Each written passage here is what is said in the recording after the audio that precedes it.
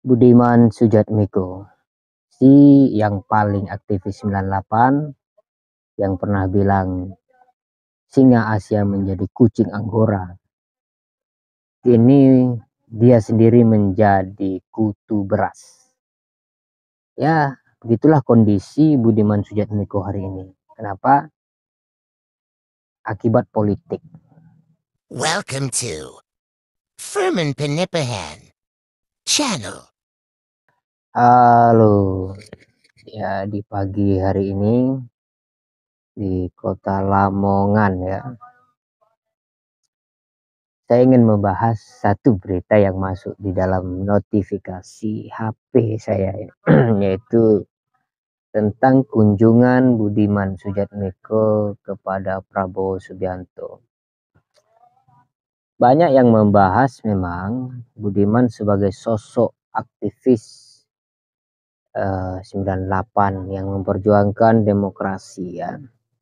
Kemudian Prabowo sebagai militer ketika itu, tim khusus yang juga ketika itu terlibat di dalam penculikan itu kan. Begitu berita yang ada. Saya tidak beropini, itu berita yang saya ambil.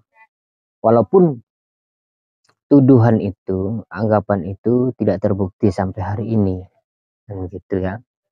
Tapi aktivis yang hilang di tahun 98 itu benar adanya. Nah, oke.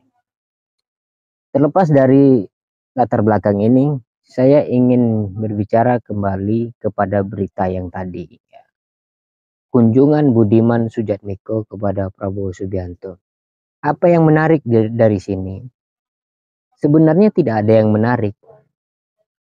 Karena kita tidak tahu isi pembicaraan di dalam gitu. Sebagaimana Budiman mengatakan, ya perkunjungan ini hanya kunjungan biasa, diskusi biasa, sebagaimana dirinya dengan berbagai macam kalangan di warung kopi tertutup ataupun terbuka, di media ataupun tidak di media, itu biasa saja. Sebagaimana dia juga berkunjung di rumah Prabowo itu kepada Prabowo Subianto ya sebagai kunjungan biasa, silaturahim, mempererat hubungan antar individu, barangkali begitu. Tapi kunjungan ini dilihat oleh netizen dan beberapa pengamat dan juga media sebagai kunjungan politik. Sehingga media membuat judul Budiman Sujatmiko berkunjung atas suruhan siapa? Jokowi kah atau Megawati? Ya, kita lihat benar ya bahwa media pun, media mainstream pun itu melekat di dalam pikiran mereka bagaimana kelola PDIP ya. Budiman ini seorang PDIP, Partai Demokrasi Indonesia Perjuangan, bahwa mereka setiap kadernya itu adalah petugas partai kan gitu. Sehingga kunjungan Budiman ini juga dilihat sebagai tugas dari partai. Sehingga tidak salah dong kalau ada orang yang bertanya, Budiman itu berangkat atas suruhan siapa, Jokowi atau Megawati? Kenapa orang bertanya seperti itu? Jokowi itu siapa? Kan bukan ketua partai. Ya memang bukan ketua partai, tapi si yang paling cawe-cawe kan gitu. Kalau yang menyuruh itu adalah Jokowi, mungkin ada warna yang berbeda dengan kalau itu disuruh oleh Megawati. Kan begitu. Nah, ini yang harus kita lihat sebagai peristiwa politik. Saya juga melihatnya seperti itu karena tidak mungkin seorang aktivis Budiman Sujatmiko yang memiliki ideologi Soekarnois yang kuat, sosialis ya, yang pro terhadap wong cilik gitu ya. Sebagaimana ini apa ideologi partai gitu ya.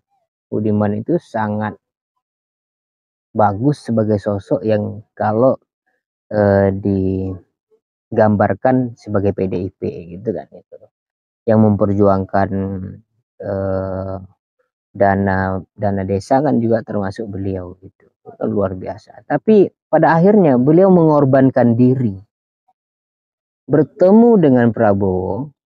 Kenapa saya katakan mengorbankan diri? Sebagaimana di awal tadi saya sebut, dia menjadi kutu beras di dalam politik. Dia mengorbankan diri di dalam politik hingga supaya dilihat jelek gitu. Tapi kunjungan itu pasti berdampak dan itu pasti didesain. Saya tidak tahu desainnya. Yang bisa saya tebak itu. Jika itu suruhan Jokowi, pasti tidak mungkin. Karena Budiman itu tidak mungkin bisa dibawahi oleh Jokowi. Kan gitu. Oh, iya dong. Nggak mungkin gitu. Tapi kalau itu suruhan Megawati, logis, sangat logis sekali. Nah, kira-kira apa yang dibicarakan di situ? Di dalam situasi politik hari ini dengan adanya 3 bakal calon presiden, saya perkirakan persoalannya tidak jauh dari situ. Sebagaimana PDIP sebagai partai terbesar petahana yang tidak mungkin mau ada 3 capres di dalam pertemuan pemilihan nanti. Karena kalau 3 capres itu pasti ada putaran ulang yang kedua, yang itu memakan biaya besar. Kenapa bicara biaya yang besar? Apakah ini merugikan PDIP? Hubungannya apa gitu kan? Ya jelas, mereka yang menguasai negara ini hari ini secara demokratis, bukan otoriter, secara demokratis terpilih dan terpimpin gitu kan. Sah gitu. Kalau dana anggaran pemilihan ini 2 putaran, maka banyak sekali dana yang habis. Maka merugikan dalam tanda petik negara. Siapa yang paling rugi? Dia pengelola. Gitu. Makanya sebisa mungkin Pilpres ini harus 2 calon saja. Saya yakin pembicaraan di sana adalah soal negosiasi. Prabowo batal mencalonkan,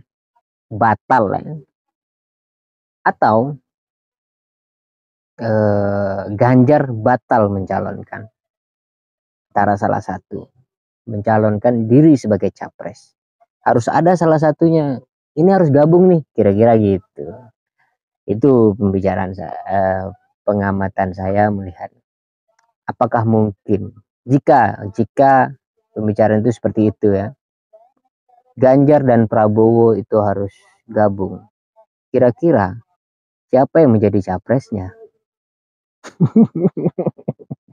Nih membingungkan gitu ya. Siapa yang menjadi capresnya? Apakah Ganjar mau jadi cawapres? Prabowo mungkin saja. Ganjar mau pasti. Masih muda, umur 50-an. Tapi PDIP mau nggak? Itu. Prabowo mau nggak jadi cawapresnya Ganjar? Jawabannya pasti nggak mau.